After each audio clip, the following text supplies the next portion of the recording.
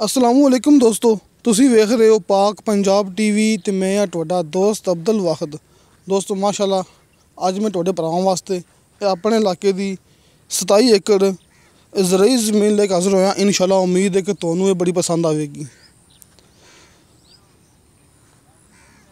दोस्तों अपने इलाके दी ज़रई ज़मीन है, अपने इलाके दी तहसील अरफवाला, ज़िला पाकपतन, बूरा व्याड़ी इनू मेन रोड लगता है। मिसाल तौर पर अरफवाले तो क्रॉस करके बूरे रोड पर यह ज़मीन है जिहड़ा कि इत्थों तकरीबन कोई 1.5 या वध तो वध 2 किलोमीटर इत्थों सफ़र है मेन रोड का।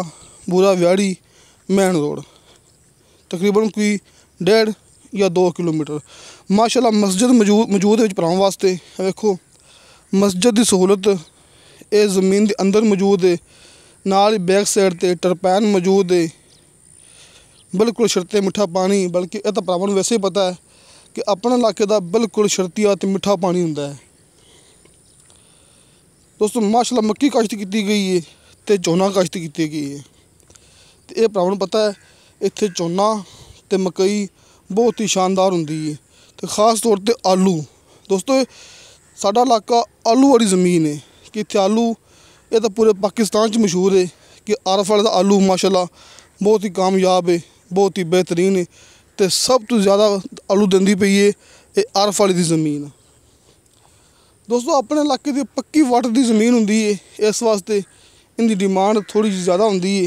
ये भरावां नूं आपां दिखाने करीब जाके ये टरपैन ये बिल्कुल शर्तिया मिठा पानी कि 100% गारंटी नाल इस इलाके का मिठा पानी है।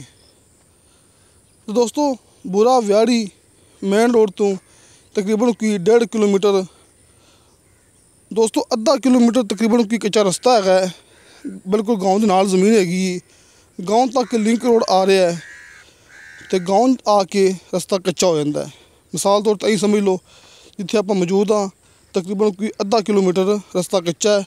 बाकी मेन रोड तो लैके रकबे तक तकरीबन कोई लिंक रोड ही आ रहा है। वेखो दोस्तों आप दिखा रहे हैं कि इस साइड से भी दोस्तों ये जो रस्ता है कि डबल राह लगता माशाअल्लाह। ये ज़मीन नूं रस्ता जा रहा है ये डेरे तक जिथे ज़मीन हैगी है, क्योंकि ये डेरा अपनी ज़मीन के अंदर मौजूद है। आपां नूं डेरा ज़मीन के अंदर मिलेगा। ये सामने भी दोस्तों इस साइड से भी ये घूम के रस्ता जा रहा है। इत्थे इस साइड से अं डेरे तक आ रहा है तो डेरे की पहली साइड से भी भरावां दिखाया उत्थे भी रस्ता है कि दो पासे ज़मीन राह लगते हैं कि 4 सवेरे समझ लो कि ज़मीन दे रस्ता ही रस्ता है। दोस्तों इस साइड से घूम के भी इनके रस्ता आता है तो इस तरह गेड़ा कढ़ के तो इत्थे अपने रकबे तक आ जाता है। तो सामने लिंक रोड है कि सिर्फ आधा किलोमीटर है इत्थों लिंक रोड का फासला। तो मेन रोड 1.5 तो 2 किलोमीटर। तो दोस्तों 27 एकड़ ज़रई ज़मीन है। माशाअल्लाह मस्जिद मौजूद है, भरावां दिखा चुके हैं।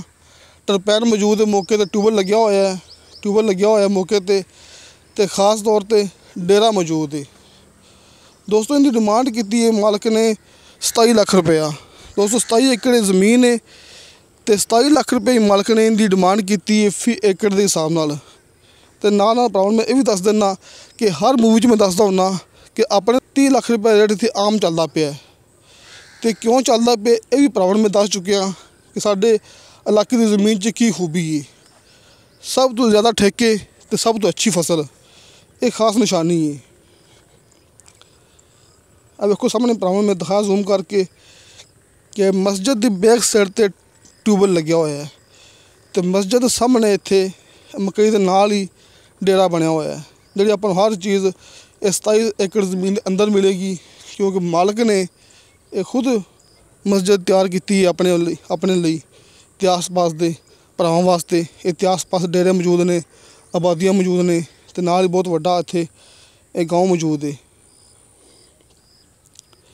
तो दोस्तों कोई भी गलबात रहेगी हुए अपना WhatsApp नंबर लग्या हुंदा है हर मूवी की डिस्क्रिप्शन दे विच। तुहानूं भरावां मैं तसल्ली नाल कैमरा घुमा के बार इस वास्ते दिखा रहा कि कोई दोस्त मौके पर आवे ये ना कहे कि ज़मीन होर सी सानूं हुण दिखांदे होर पए ने। दोस्तों इस वास्ते तुसीं तसल्ली नाल डेरा वेख लो, टरपैन वेख लो, मस्जिद वेख लो, ਤੁਹਾਨੂੰ ਹਰ ਚੀਜ਼ ਉਹ ਹੀ ਮਿਲੇਗੀ ਇੱਥੇ ਮੌਕੇ 'ਤੇ ਆ ਕੇ ਜਿਹੜੀ ਆਪਾਂ ਤੁਹਾਨੂੰ ਹੁਣ ਚੈੱਕ ਕਰਾਉਂਦੇ ਪਏ ਹਾਂ। ਇਹ ਤਸੱਲੀ ਕਰ ਲਓ ਆਪਣੀ ਕਿ ਇਸ ਟਾਈਮ ਮੌਕੇ 'ਤੇ ਇਹਦੇ ਵਿੱਚ ਝੋਨਾ ਲੱਗਦਾ ਪਿਆ ਅਤੇ ਮੱਕੀ ਤਿਆਰ ਹੋ ਗਈ ਹੈ ਭਰਾਵਾਂ ਦੇ ਸਾਹਮਣੇ। ਅਤੇ ਦੋਸਤੋ ਆਪਣਾ ਨੰਬਰ ਮਸਰੂਫ ਹੋਵੇ, ਕਿਉਂਕਿ ਮੈਂ ਭਰਾਵਾਂ ਨੂੰ ਇਹ ਵੀ ਬਾਰ-ਬਾਰ ਦੱਸਦਾ ਹੁੰਦਾ ਕਿ ਨਮਾਜ਼ ਦੇ ਟਾਈਮ ਆਪਣੇ ਨੰਬਰ ਬੰਦ ਹੁੰਦੇ ਨੇ। ਮੋਟਰਸਾਈਕਲ 'ਤੇ ਅਸੀਂ ਕਾਲ ਅਟੈਂਡ ਨਹੀਂ ਕਰ ਸਕਦੇ, ਲਿਹਾਜ਼ਾ WhatsApp 'ਤੇ ਲਾਜ਼ਮੀ ਇਤਲਾਹ ਦੇਣੀ ਹੈ। ਸਾਡੇ WhatsApp ਨੰਬਰ ਇਹ ਕਾਲ ਨੰਬਰ ਤੁਹਾਨੂੰ ਭਰਾਵਾਂ ਨੂੰ ਹਰ ਮੂਵੀ ਦੀ ਡਿਸਕ੍ਰਿਪਸ਼ਨ ਦੇ ਵਿੱਚ ਮਿਲ ਜਾਣਗੇ। ਕੋਈ ਮੂਵੀ ਐਸੀ ਨਹੀਂ ਹੈਗੀ ਜਿਹਦੀ ਡਿਸਕ੍ਰਿਪਸ਼ਨ ਦੇ ਵਿੱਚ ਸਾਡੇ ਨੰਬਰ ਨਾ ਲੱਗੇ ਹੋਣ। ਸਾਡੀ ਗਾਰੰਟੀ ਹੈ ਕਿ ਹਰ ਮੂਵੀ ਦੀ ਡਿਸਕ੍ਰਿਪਸ਼ਨ ਦੇ ਵਿੱਚ ਨੀਚੇ ਸਾਡੇ ਨੰਬਰ ਲੱਗੇ ਹੁੰਦੇ ਨੇ। ਅਤੇ ਦੋਸਤੋ ਤੁਹਾਨੂੰ ਸਾਡੀ ਵੀਡੀਓ ਪਸੰਦ ਆਵੇ, ਸਾਡੀ ਵੀਡੀਓ ਲਾਈਕ ਅਤੇ ਸ਼ੇਅਰ ਜ਼ਰੂਰ ਕਰੋ। ਇਨਸ਼ਾਅੱਲਾ ਮਿਲਾਂਗੇ ਅਗਲੀ ਵੀਡੀਓ 'ਤੇ। ਖੁਦਾ ਹਾਫਿਜ਼।